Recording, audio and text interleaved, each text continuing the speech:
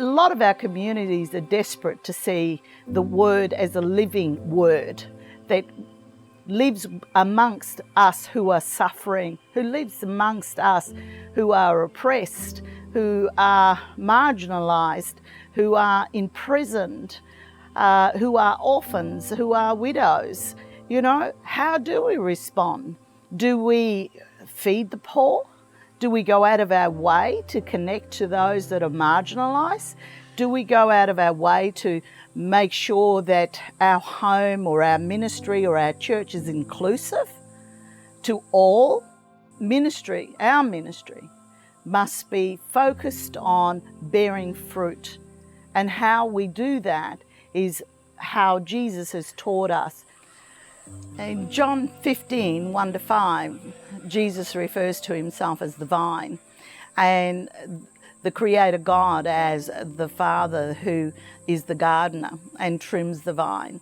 And Jesus says that the Father will trim the vine and cut those branches off that don't bear fruit in order that the vine bears more fruit. So when we look at that, we need to ask ourselves questions in our Christian walk as to how we are bearing fruit. Christian faith just isn't about going to church, worshipping God and reading your Bible.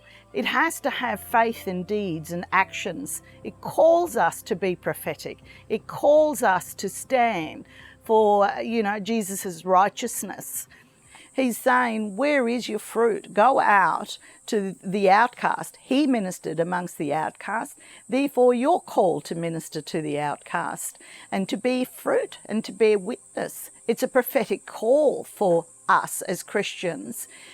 Reverend Charles Harris always used to say to me, Anne, you can't preach the word to someone who's starving, who's hungry, because they can't hear you over the growl of their stomach.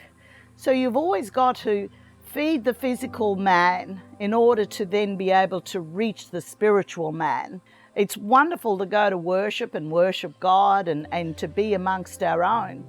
It's even harder to take that out and to journey into the wilderness amongst those who are on the periphery of our society, who want to have healing and want to know that the Creator God and the Trinity is with them in the midst of their suffering. And to be able to provide food, shelter, clothing, and whatever else. And acceptance, I think, is the biggest part.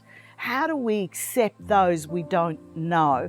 How do we accept those who are different to who we are? Let's get out of our comfort zone and let's step out and let's, be prophetic in how we do our ministry. What does your Christian walk call for you to act?